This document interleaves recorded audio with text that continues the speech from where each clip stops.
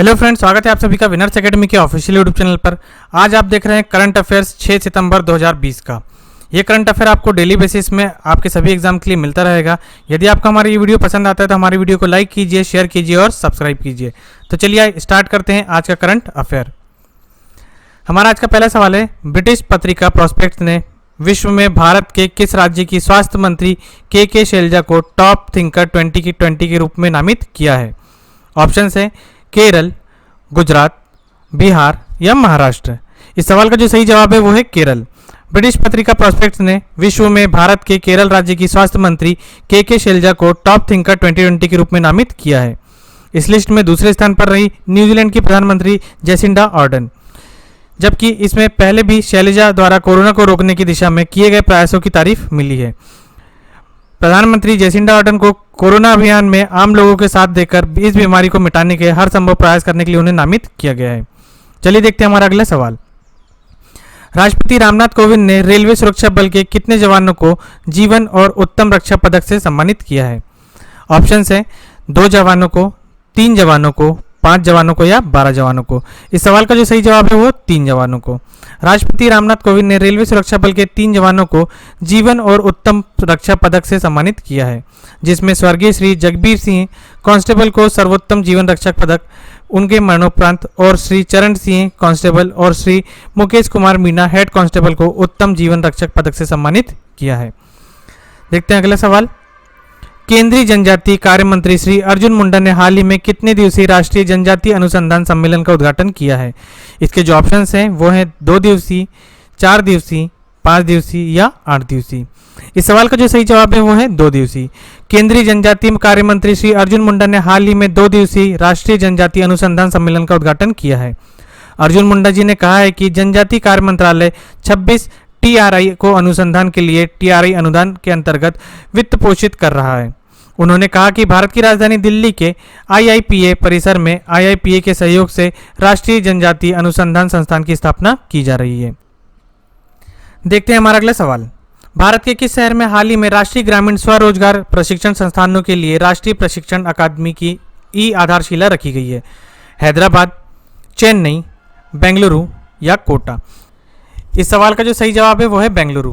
कर्नाटक के बेंगलुरु में राष्ट्रीय ग्रामीण स्वरोजगार प्रशिक्षण संस्थानों के लिए राष्ट्रीय प्रशिक्षण अकादमी आधारशिला रखी गई है। चलिए देखते हैं अगला सवाल।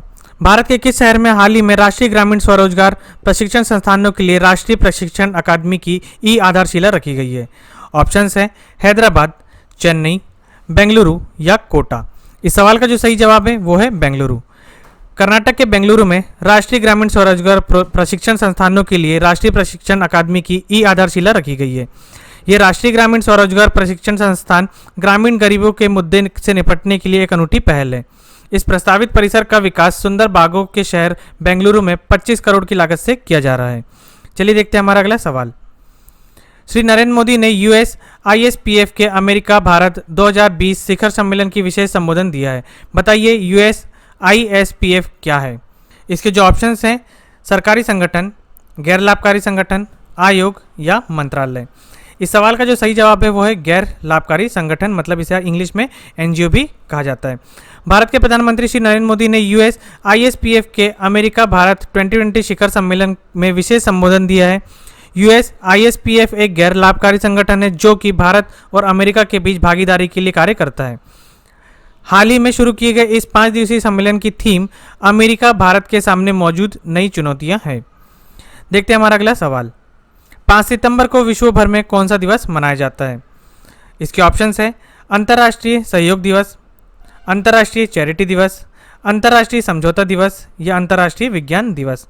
जैसा कि आप सभी जानते हैं कि 5 सितंबर को भारत में शिक्षक दिवस के रूप में मनाया जाता है, लेकिन यहाँ पर विश्व भर के मतलब इंटरनेशनल डे के बारे में बात कर रहे हैं। तो इस सवाल का जो सही जवाब है वो है अंतर्राष्ट्रीय चैरिटी दिवस। 5 सितंबर को विश्व भर में अंतर्राष्ट्रीय चैरिटी दिवस के रूप में मनाया जाता है। यह दिवस देशों में मानव पीड़ा को कम करने में दान की भूमिका को पहचानने के साथ साथ धर्मार्थ संगठनों और मदर टेरेसा जैसे व्यक्तित्वों के प्रयासों को पहचान के उद्देश्य से मनाया जाता है। इसी दिवस को भारत में शिक्षक दिवस के रूप में भी मनाया जाता है। चलिए देखते हैं हमारा अगला सवाल। ऑस्ट्रेलिया, नॉर्वे और न्यूजीलैंड के बाद किस देश के फुटबॉल फेडरेशन अब महिला पुरुष टीमों को समान वेतन देने का नियम लागू करने वाली है? इसके जो ऑप्शंस है America football federation, Africa football federation, Brazil football federation या फिर आयरलैंड फुटबॉल फेडरेशन। इस सवाल का जो सही जवाब है वो है Brazil football federation. Australia, Norway और न्यूजीलैंड के बाद ब्राज़ील फुटबॉल फेडरेशन अब महिला और पुरुष टीमों को समान वेतन देने का नियम लागू करने वाली है। यह नियम लागू करने वाला ब्राज़ील चौथा देश बन जाएगा। फुटबॉल फेडरेशन के राजी लियो कब्लो ने कहा है कि पुरस्कार की राशि भत्ते के बराबर हो जाने के बाद अब महिलाओं और पुरुषों की टीम को बराबर से राशि मिलेगी। चलिए देखते हैं हमारा अगला सवाल। हाल ही में जारी आईसीसी टी20 रैंकिंग में कौन सा खिलाड़ी पहले स्थान पर रहा है? ऑप्शन है रोहित शर्मा, विराट कोहली, बाबर आजम या डेविड वार्नर। इस सवाल का जो सही जवाब है वो है बाबर आजम। पाकिस्तान के कप्तान बाबर आजम आईसीसी की बल्लेबाजी की टी20 रैंकिंग में पहले स्थान पर रहे हैं। इस रैंकिंग में टॉप 5 के में इंग्लैंड के बल्लेबाज डेविड मलान शामिल हुए हैं। जारी टी20 रैंकिंग में टॉप 10 में सिर्फ 2 भारतीय खिलाड़ियों का नाम है, जिनमें से पहले हैं केएल राहुल जो कि दूसरे नंबर पर कायम है, जबकि भारतीय टीम के कप्तान विराट कोहली इन्हें 10वां नंबर प्राप्त हुआ है, मतलब ये 10वें स्थान पर है। देखते हैं हमारा अगला सवाल। हाल ही में किसने नया पासपोर्ट जारी करते हुए पासपोर्ट से रिपब्लिक ऑफ चाइना शब्दों को हटा दिया है? इसके ऑप्शन है वियतनाम, ताइवान, हांगकांग या थाईलैंड। इस सवाल का जो सही जवाब है वो है ताइवान। हाल ही में ताइवान ने नया पासपोर्ट जारी करते हुए पासपोर्ट से रिपब्लिक ऑफ चाइना शब्द को हटा दिया है। ताइवान की सरकार ने कहा है कि पुराने पासपोर्ट की वजह से ताइवान के यात्रियों को चीन का नागरिक समझकर महामारी से संबंधित यात्रा प्रतिबंधित लगाए जा रहे थे, इसलिए उन्होंने अपने पासपोर्ट से रिपब्लिक ऑफ चाइना को हटा दिया है और उन्होंने अपना नया पासपोर्ट जारी कर दिया है। चलिए देखते हैं हमारा अगला सवाल। वर्ष 2020 के लिए शीर्ष 20 ग्लोबल डेयरी के रबोबैंक की वार्षिक सूची में प्रवेश करने वाली पहली भारतीय डेयरी कंपनी कौन सी है? ऑप्शन है पोनलेट, ऑप्शन 2 है केएसई लिमिटेड, ऑप्शन 3 है अमूल, ऑप्शन 4 है दूध सागर डेयरी और ऑप्शन 5 है आविन। इस सवाल का जो सही जवाब है वो है Amul. Amul Gujarat cooperative milk marketing federation की ग्लोबल डेयरी टॉप 2020 की कंपनियों में वार्षिक सूची में प्रवेश करने वाली पहली भारतीय डेयरी कंपनी बन गई है। अमूल 5.5 बिलियन अमेरिकी डॉलर जो कि लगभग 40,240 करोड़ रुपए के बराबर होती है, इसका वार्षिक कारोबार के साथ 16वें स्थान पर रही है। रेबोबैंक एक डच बहुराष्ट्रीय बैंकिंग और वित्तीय सेवा कंपनी है। तो रेबोबैंक जो है वो एक डच बहुराष्ट्रीय बैंकिंग कंपनी है। स्विट्जरलैंड के नेस्ले जो कि 22.1 बिलियन अमेरिकी डॉलर के साथ अभी भी शीर्ष में काबिल है। इसके बाद फ्रांस की लेक्टसिस ये यूएसडी डॉलर जो कि 21 बिलियन के टर्नओवर के साथ ये तीसरे स्थान पर अभी भी काबिज है। हमारा अगला सवाल है के पद्माकर को किस सार्वजनिक क्षेत्र की कंपनी के अध्यक्ष और प्रबंध निर्देशक सीएमडी के रूप में अतिरिक्त प्रभार दिया गया है? ऑप्शंस है gas authority of India limited, Bharat petroleum corporation limited, Hindustan petroleum corporation limited, भारतीय राष्ट्रीय राजमार्ग प्राधिकरण, चेन्नई पेट्रोलियम कॉर्पोरेशन लिमिटेड। इस सवाल का जो सही जवाब है वो है Bharat petroleum corporation limited. Bharat petroleum corporation limited, जिसे हम बीपीसीएल के नाम से भी जानते हैं, इसके महानिदेशक के रूप में के पद्माकर को पेट्रोलियम और प्राकृतिक गैस मंत्रालय द्वारा अगले आदेश तक बीपीसीएल के अध्यक्ष और प्रबंध निदेशक के रूप में अतिरिक्त प्रभार दिया गया है। देखते हैं हमारा अगला सवाल। भारत व्यापार संवर्धन संरक्षण आईटीपीओ के सीएमडी के रूप में 1 वर्ष का विस्तार किसे मिला है? John C John, D Rajkumar, L C Goyal, R Ramachandran, L N K Chakravarti, ये इसके ऑप्शन है। इस सवाल का जो सही जवाब है वो है एल सी गोयल। प्रधानमंत्री नरेंद्र मोदी की अध्यक्षता में मंत्रिमंडल की नियुक्ति समिति ने एल सी गोयल के कार्यकाल में 1 साल का विस्तार को मंजूरी दे दी है।